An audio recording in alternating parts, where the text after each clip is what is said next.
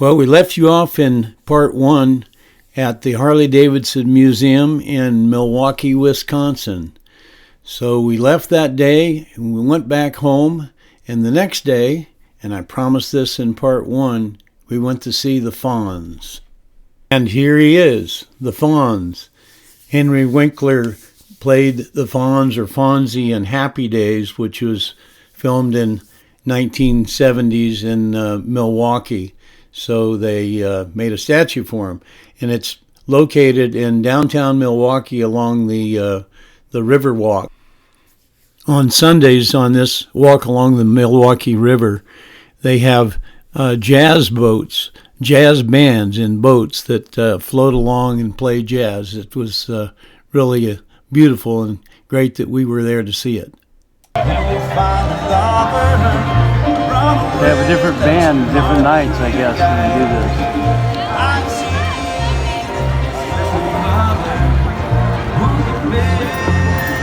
Party fun. Leaving Milwaukee, we traveled north up through Green Bay, Wisconsin, and spent the evening at a campground in Menominee, Michigan. The next day, we arrived in St. Ignatius Mackinac Campground. Monica went out in the evening and did some exploring. Looking over at Mackinac Island, I am on St. Ignace, just walking along a Native American trail, looking for fossils. The next day, we took the ferry to Mackinac Island. This guy's wet. Mackinac Island was formed as the glaciers of the last ice age began to melt. That was around 13,000 BC. The melting glaciers formed all the Great Lakes, and then the receding lake waters eroded the limestone and bedrock, which formed the steep islands, cliffs, and rock formations. That's one of the reasons the historic Fort Mackinac was built on the island. The island itself is almost 4.5 acres with a full-time population of year-round population of 470 or so. But they have about 13 to 15,000 visitors per day during their high season. There are no cars allowed on the island. It's famous for its Grand Hotel and its fudge. So I guess that draws a lot of people there. All in all, it was a great experience. Okay, right now they are making the knives that are made out of railroad ties.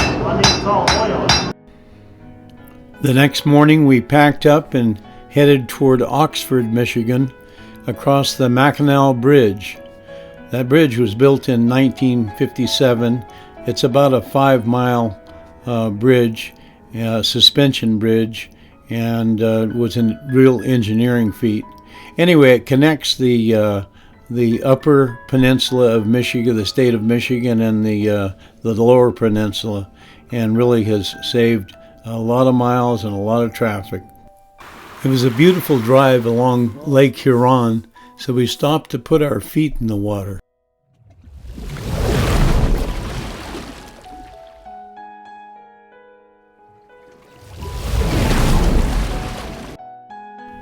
Toby and I enjoyed the moment with the caption of our trip written in the sand. We took a little rest break in Ossining, Michigan to visit Paul Bunyan and Babe the Blue Ox. I believe it was at this scenic turnout where I looked back and checked things with the car that's being towed and realized that we had somehow scraped the bottom of the connection there and destroyed the lighting wires to the vehicle. And so I had to sit there and repair that. I was able to do a temporary fix. We'll need to replace a part, but we're back on the road. Okay, we're back in business. Well, as I said, we were headed toward Oxnard, but the first night we spent at the KOA camp in Oscoda. We had s'mores with the nice kids and neighbors next door, and then the next morning we got up and took off, and that evening ended up at Whistling Oaks, the resort where we were going to spend a couple of nights. Monica looked around, and oh yeah, there she found a snake. Leave it up to Monica, she can do that. Anyway, she also explored some of the neighbors' houses that had some of these little guys in various different positions. I guess she called those gnomes. Well, I had to look it up, and the dictionary says a legendary dwarfish creature supposed to guard the earth's treasures underground. So she had all those in her garden, that lady did.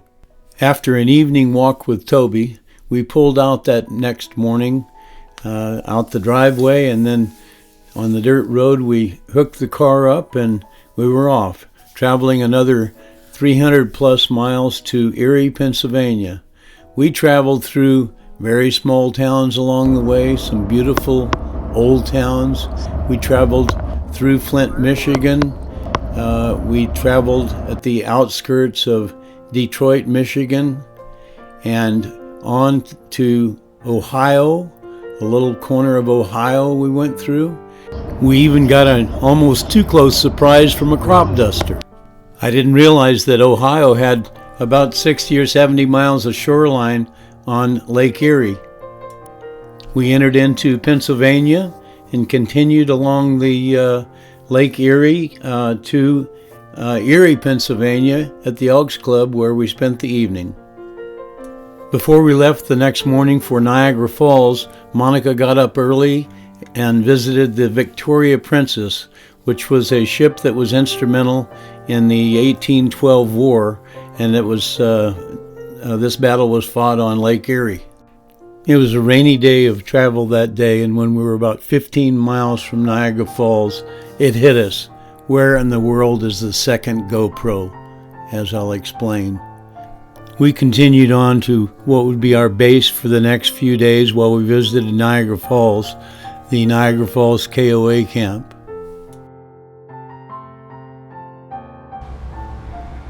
Well, it's a sad day that hopefully turns out to be a happier one.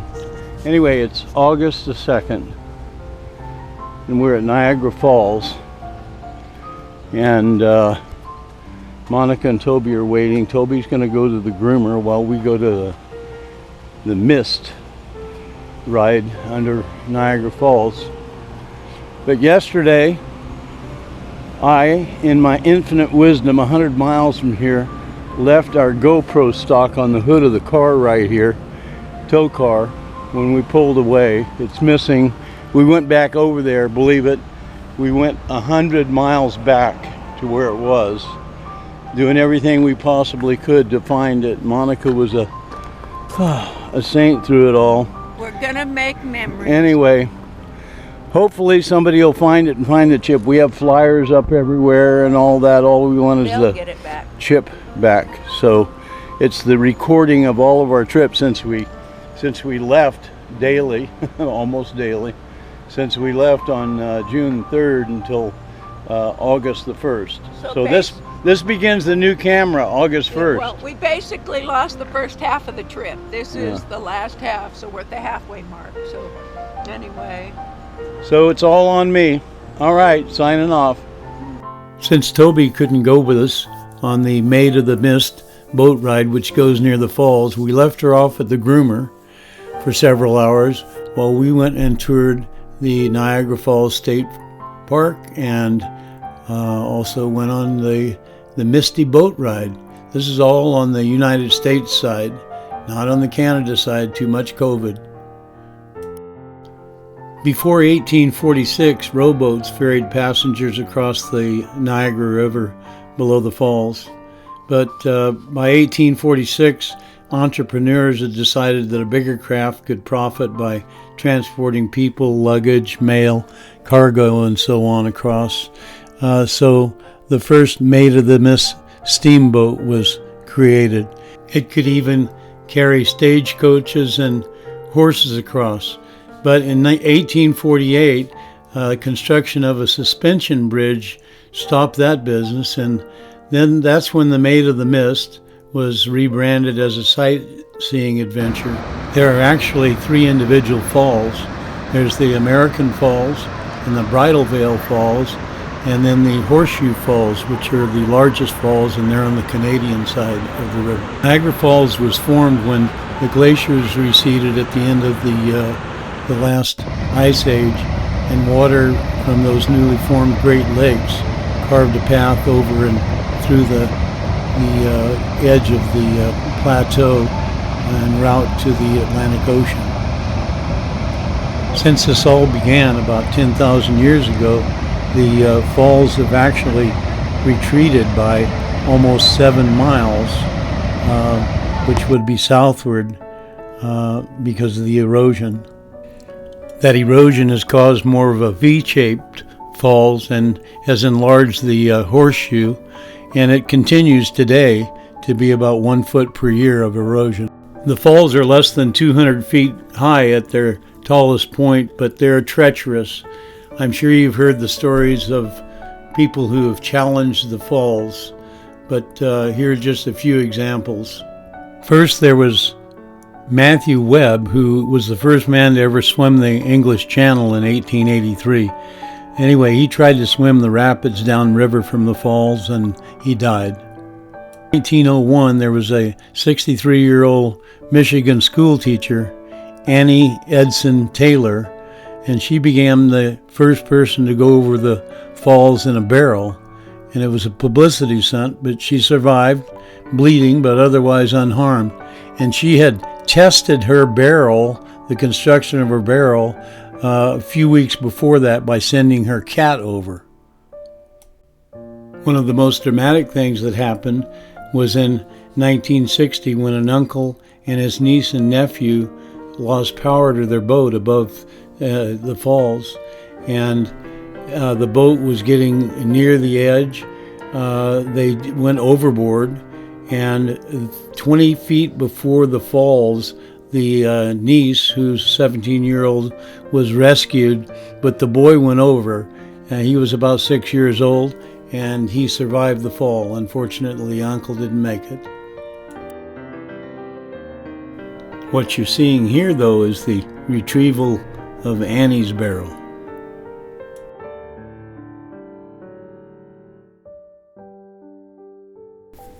The story goes that she did this stunt to make some money because she wasn't going to receive any retirement as a school teacher.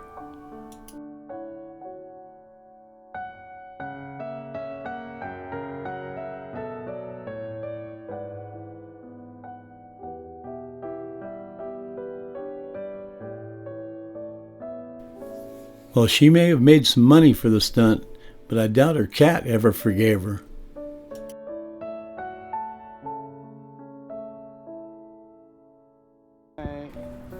Well, we wrapped up the afternoon. Monica got a little treat, and then we went back to pick our baby girl up and rest up for the evening. Oh, poor dog. After relaxing and having dinner, later that evening we went back over to Niagara Falls to enjoy the LED light show.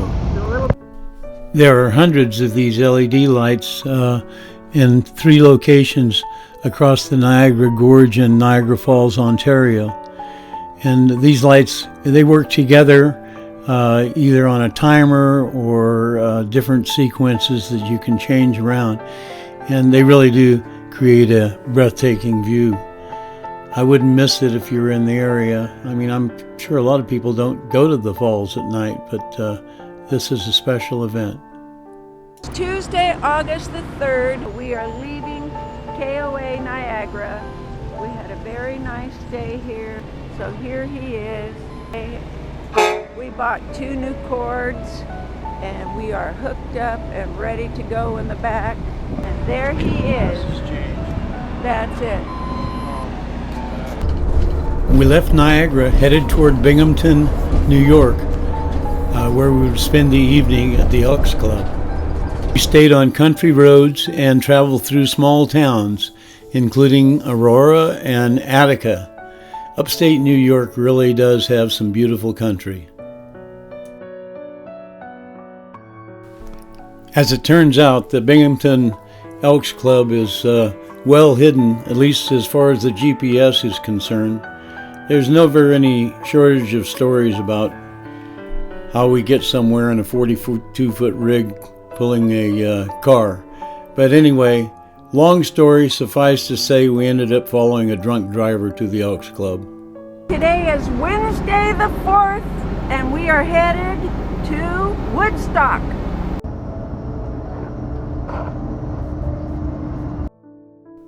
I had been in the artsy little town of Woodstock before, but Monica hadn't. But when I was there, it was in like the 1980s, early 80s, and I was on my motorcycle, not in a big motorhome. We were lucky enough to find a place to park where we could turn around and able to walk around and enjoy the town a bit. As you know, Woodstock is famous for its 1969 music festival and Joni Mitchell and so on. What I didn't realize is that music festival drew about 400,000 people, and it was actually held on a dairy farm, which is about 40 miles from Woodstock. It was already late evening when we left Woodstock, and we had another 80 miles or so to go to Croton Point, where we would be staying as a base camp for the next 2 weeks. Well, it's 7 o'clock on our way out of Woodstock, and we got a late start. Headed through these mountains. Believe me, it was pitch dark that night when we arrived, and we didn't know where we were going. But somehow we made it, and it all worked out. Croton Point Park, also known as Croton on the Hudson, is a 538-acre park operated by the Department of Park and Recreations in Westchester County. It's on a peninsula, has various forms of recreation, and 92 large RV sites, so we're able to park and get some shade under those big trees. As early as 7,000 years ago, it was occupied by Native Americans, but there's been a lot of water under the bridge since then. We spent the day exploring the area around our new home and planning our daily adventures. The good news is it's only 1 hour train ride into Midtown Manhattan to Grand Central Station. The next day we packed up and took that hour train ride to Grand Central. I lived in Manhattan for almost a decade, beginning in 1980. The first time I arrived in New York, it certainly wasn't in a motorhome. It was on a bicycle. I actually arrived in Manhattan via the Staten Island ferry, and I remember the view that I could see the World Trade Center buildings. It was such a magnificent feeling, and it's just hard for me to believe that they're gone. Yep, this is it, just like I remember it. Grand Central. My first job in commercial real estate was in Manhattan. I worked in the Chrysler Building for the Edward S. Gordon Company. You know, they say if you can make it here, you can make it anywhere, so I decided to take a bite out of the Big Apple. The plan for the day was to share a tour down memory lane with Monica, beginning and ending at Grand Central Station. The Chrysler Building is right across Lexington Avenue from Grand Central at 42nd and Lex. It is truly one of New York's spectacular landmarks. The Art Deco building was built in 1930, and it stands about 1,046 feet high and has 70 floors. The interior is spectacular as well, with its granite and wonderful inlaid wood. The real estate company I worked for was responsible for its renovation and leasing in the mid-70s to 80s. From there we began the walk that I took so very many times back toward the apartment where I used to live. It would take me 15 minutes to walk there, but we took a few detours. There's Mimi's. I've eaten in that restaurant I don't know how many times. That's the thing about New York. You have these wonderful little communities with great restaurants. Didn't even need a car. Actually, the first place I lived was in a small one-bedroom apartment that I was fortunate enough to be able to use when my friend was out of town. It was really prime real estate right on the First Avenue and the East River. And there was a dog park there, so Toby enjoyed it too. Now, if you look at that lantern up there, and I'll look up for my black and white photograph, I have it an 8x10. It was taken of that lantern on at night. Well, there it is. The church right here that I went into and lit a candle for Heather for every morning for a year or so, and the building right next door, the red brick building that I lived in. Old building, 333 East 55th Street. Up on the 9th floor on the other side. I'm gonna walk in here, and young man sorting the packages here. Hey, I just wanted to say hi. I used to live here, own an apartment in this building. Yeah, in the 1980s. A long time ago. Well, I'm going to walk up here in here. This is exactly where I lit candles. I had all candles all around here. Exactly where I lit candles for Heather every morning for at least a year. Well, bless you, my darling. I lost my 16-year-old daughter, Heather, in 1984, and this sanctuary helped me to make it through that first year.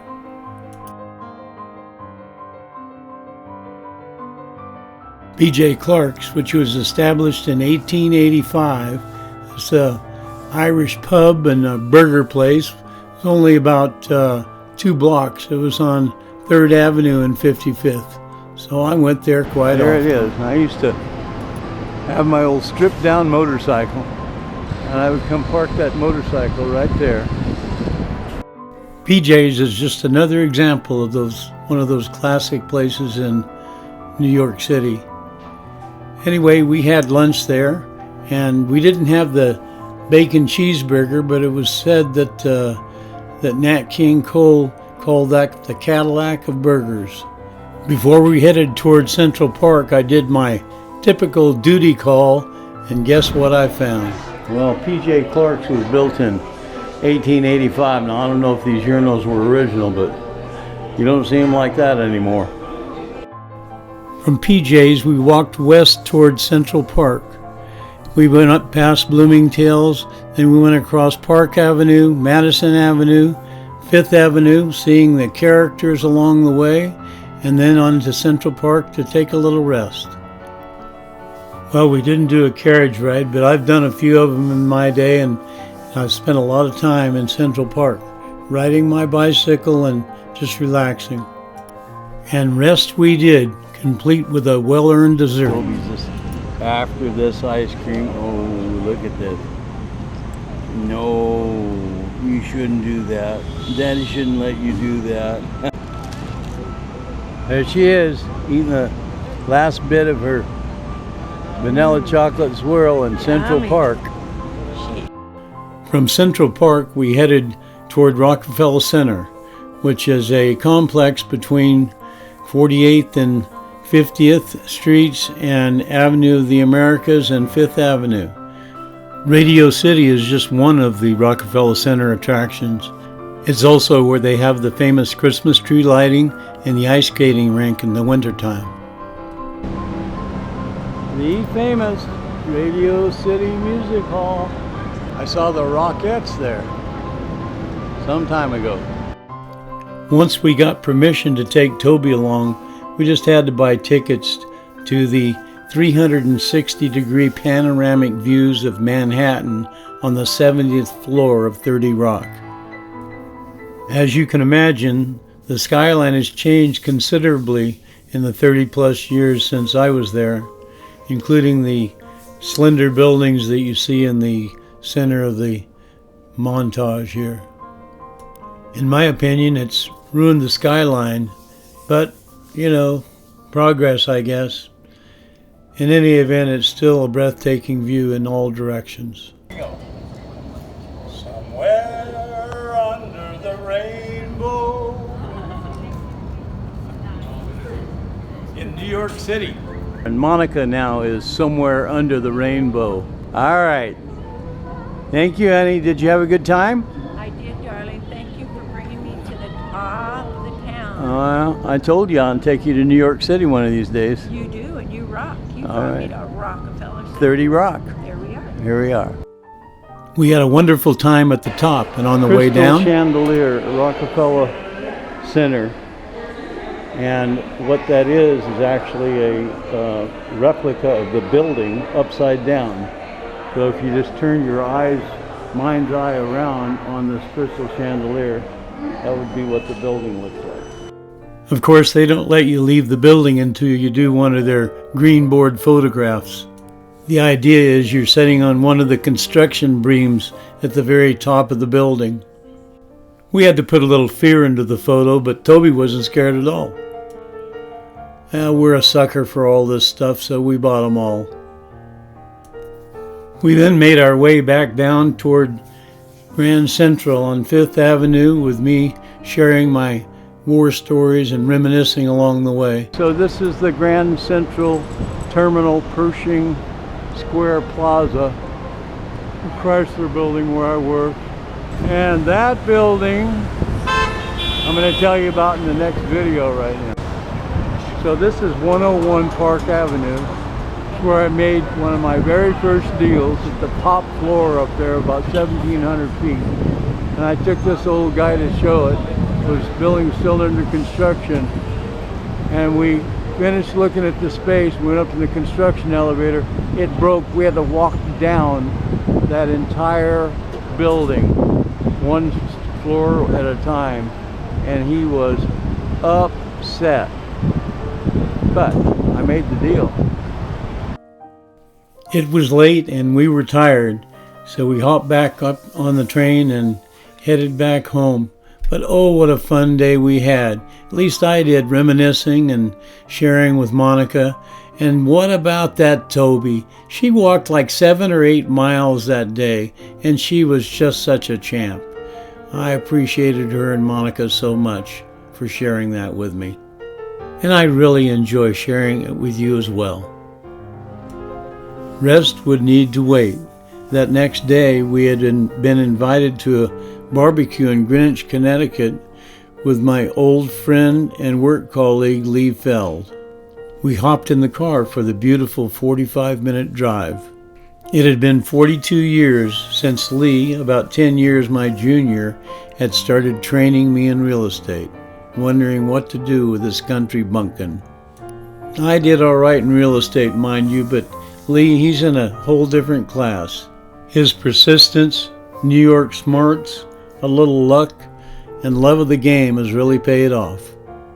His palace is over 10,000 square feet on 4 acres and even includes a basketball court in the basement. I knew Robin and her daughter Courtney from the early days.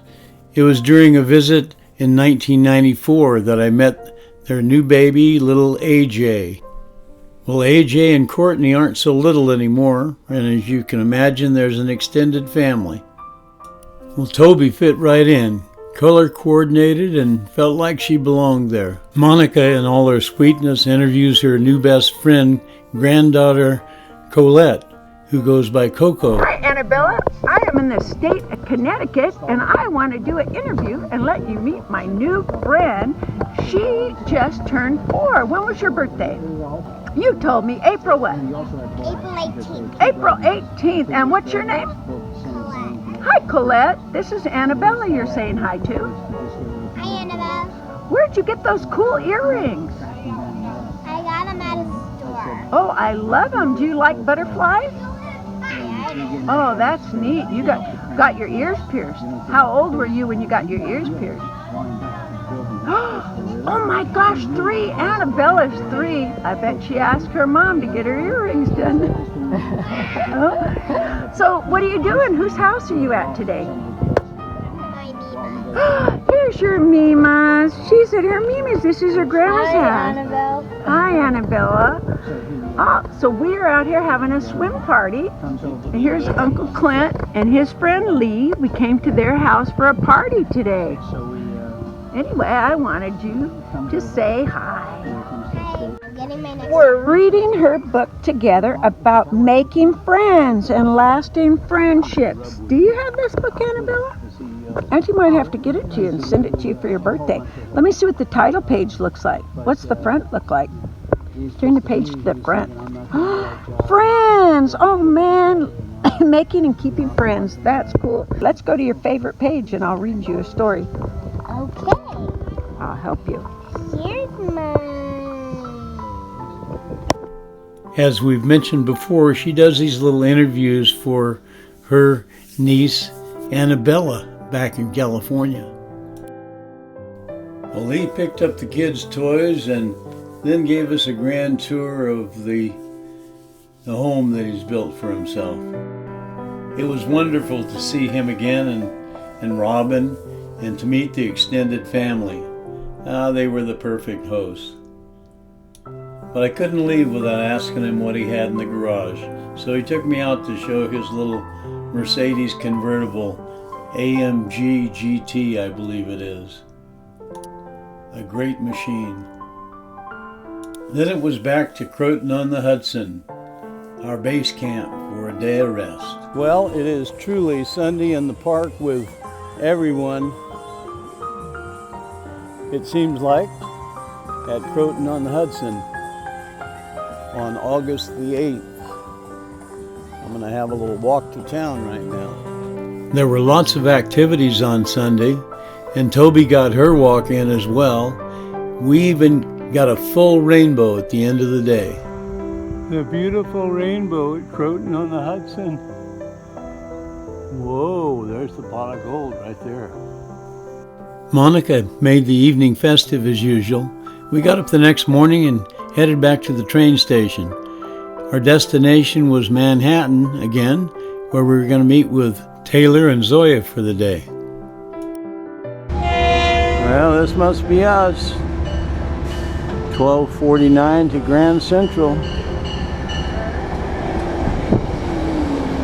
See, meeting you here. You catching this train. We are on the Metro North, headed to the 9/11 Memorial. Here we go.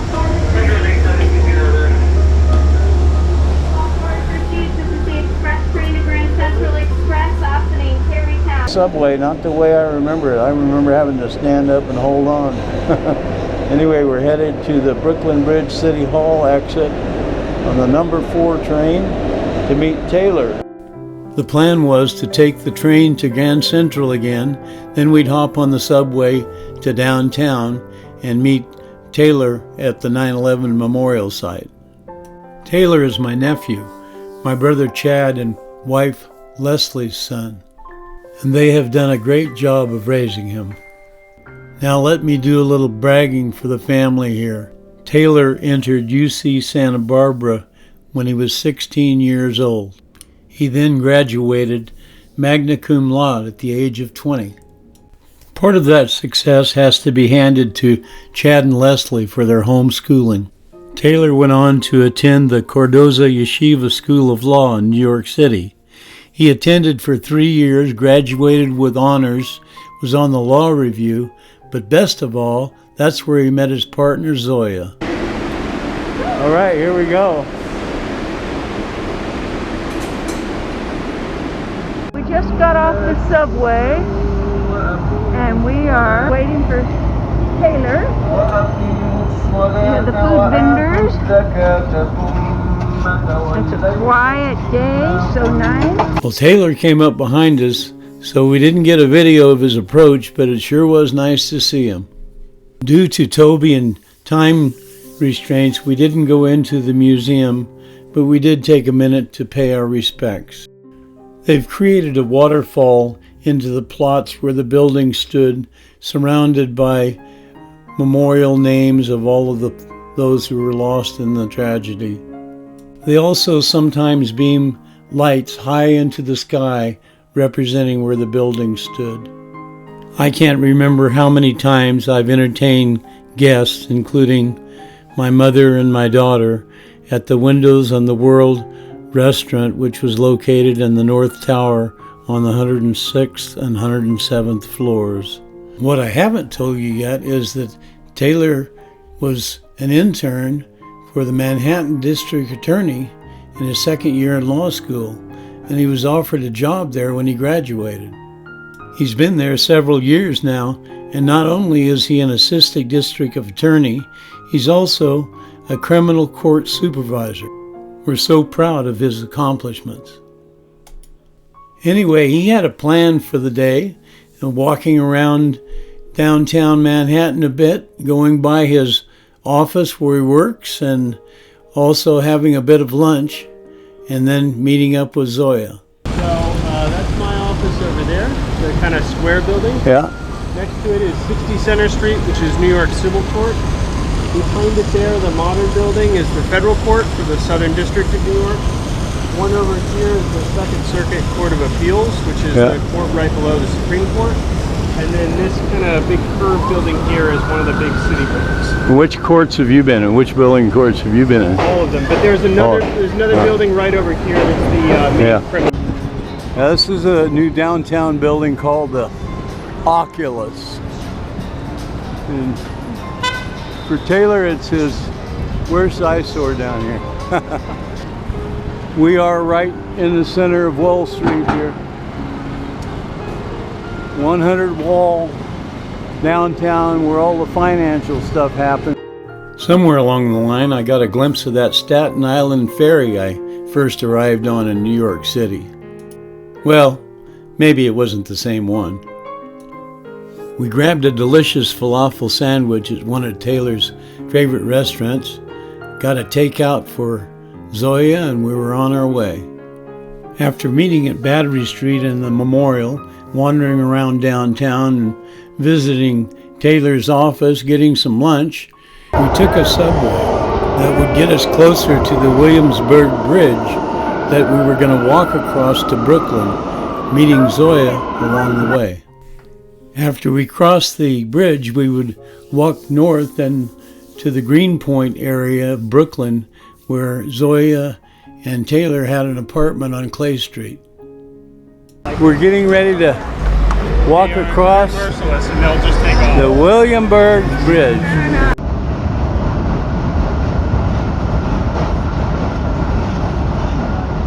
All right, there they are. We're in the upper part of the Williamsburg Bridge, walking over. All right, thank you guys. So Zoya made it on the scene. There you go. There you go, and Taylor.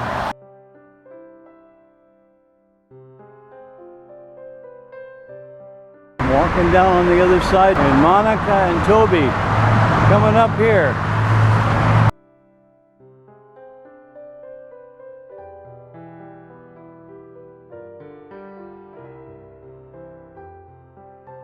Look at here. All the kids find a place to get wet and play in the summertime, and we're looking from Brooklyn back over to the Empire State Building and the Citibank Building, the Chrysler Building, all the way back to Zoya and Taylor, and Monica and Toby pulling up the rear. Toby took a well-deserved rest, rolled in the grass. That little girl, 10 years old, walked about 11 miles that day. I was so proud of her, and I hope she was proud of me. That was a lot of walking. Okay, we're now in Zoya and Taylor's hood. This is the hood. Welcome. Yeah. So you've lived here in this apartment how long? The one we're going to? 5 years. Oh, well, you've been here a long time. Here we are. 112. We're home. Oh, there they are together. Yeah, they're okay. Fern, no, she's a cow. Come here. Come on. Here, come on. And Chihuahua. Yeah, good girl. Good girl. Good girl, Toby. Oh, I left the TV on for her. All right. Here we go. The doggy has a television. Yeah, it's just ours. Well, thank you guys for inviting us into your home. Thank you. This is Zoya's in Taylor's little plant room and Taylor's office. So Monica sent these two, which I planted together. Oh, and how they're cute. Thriving. They were Oh, I tiny. love that. They were like this big. Now, I mean, they probably grew like five times the size. Is this the trimming from our backyard, honey? Right here? Yeah. This one? Oh, I love that Yep, little this plant in one, my and backyard. then Monica sent over these two, and they don't look big, but they've grown substantially. They're probably double, How triple cute. in size. How She cute. sent over tiny little ones, and Yeah. they're growing. And then this aloe grew so much. I mean, just in the past like week or two, it just Wow. yeah. She had one she was going to give. And this is Fern. Hi, Fern. Oh, you and Toby had a little dispute. Look at a little. It was special to see their cute apartment and have a nice rest.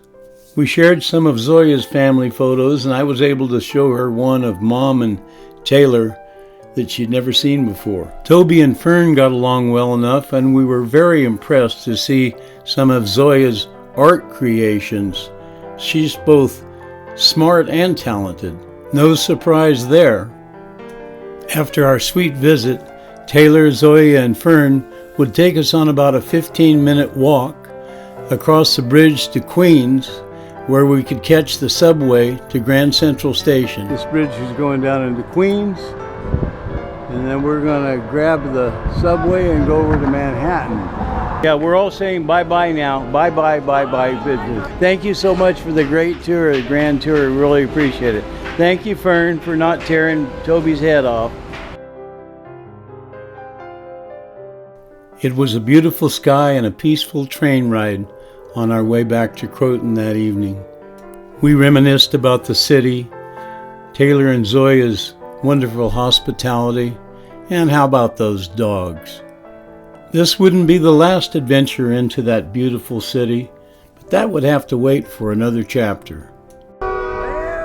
It was time to stop. Part 3 will be coming soon. God, I love those trains. Bye for now.